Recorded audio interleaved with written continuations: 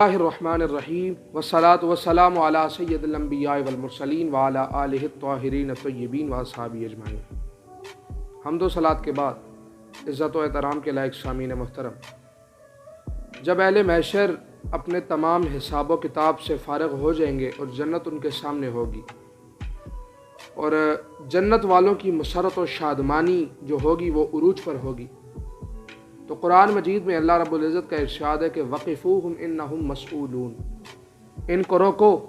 ان سے کچھ پوچھا جائے گا۔ اس آیت مبارکہ کی تفسیر حضور نبی کریم رؤوف الرحیم صلی اللہ علیہ وآلہ وسلم نے بذات خود فرمائی، اور حضرت عبداللہ بن عباس اور حضرت ابو سعید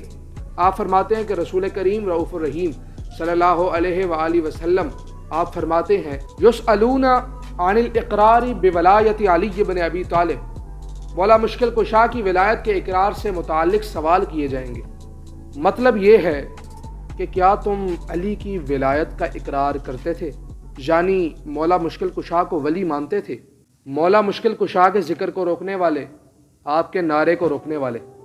بار بار اس حدیث پر غور فرمائیں۔ اس سے معلوم یہ ہوتا ہے کہ مولا مشکل کشا حیدر کرار کرم اللہ وجہ الکریم سے بے نیاز ہو کر کامیابیوں سے ہمکنار ہونا ممکن نہیں۔ قیامت کے دن مولا علی سید عالم سرور کائنات فخر موجودات منبع کمالات باعث تخلیق کائنات حضور احمد مجتبیٰ صلی اللہ علیہ وآلہ وسلم کے علمدار ہوں گے، حوض کوثر پر تشنہ لبوں کی پیاس بجھائیں گے، اور مولا کائنات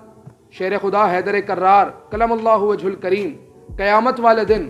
لوائے حمد اٹھائے ہوئے ہوں گے۔ حضور نبی کریم رؤوف الرحیم صلی اللہ علیہ وآلہ وسلم نے حضرت ابو درداء رضی اللہ تعالی عنہ آپ سے فرمایا، اے ابو درداء، قیامت کے دن علی جو ہیں علی وہ میرے امین ہوں گے، اور حضور نے فرمایا علی ابن ابی طالب معہ مفاتیح خزائن رحمت ربی، آپ نے فرمایا کہ قیامت کے دن میرے رب کی رحمتوں کے خزانوں کی جو کنجیاں ہوں گی وہ علی ابن ابی طالب کے پاس ہوں گی۔ اس ساری بحث کا ماحصل یہ ہے کہ خاندان نبوت کے ساتھ مودت جو ہے وہ باعث نجات ہے، اور ہاں اس خاندان سے بغاوت جو ہے وہ ایمان کی تباہی کا سبب ہے۔ وہ لوگ بلند مقدر والے ہیں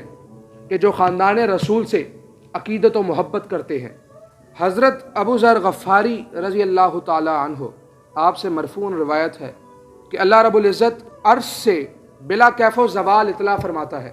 بس اللہ رب العزت نے مجھے اختیار دیا اور علی کرم اللہ وجہ الکریم کو میرا داماد منتخب فرمایا۔ سیدہ فاطمہ سلام اللہ علیہ علی کو عطا فرمائیں، اور اس سے پہلے کسی نبی کو اس طرح عطا نہیں فرمایا۔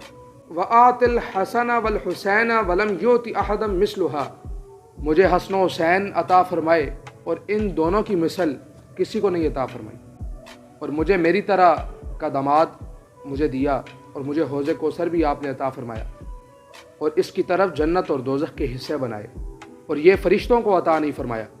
اور جنت میں اس کا ساتھی بنایا، اور مجھے میری طرح کا ہی بھائی دیا، اور میری طرح کسی کا بھائی نہیں۔ ایھا الناس من اراد ان یطفئ غضب اللہ ومن اراد ان یقبل اللہ عملہ فلیحب علی بن ابی طالب، اے لوگو جو اللہ رب العزت کے غضب کو بجھانا چاہتا ہے اور یہ چاہتا ہے کہ رب کریم اس کے اس عمل کو قبول فرمائے،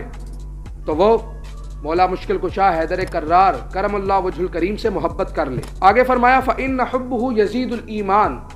وأن حبہ یذیب السیئات کما تذیب النار الرصاص، بے شک علی کی محبت ایمان کو بڑھاتی ہے، اور مولا مشکل کشا حیدر کرار کرم اللہ وجہ الکریم کی محبت گناہوں کو اس طرح پگھلا دیتی ہے جس طرح لوہے کو سیسا پگھلا دیتا ہے۔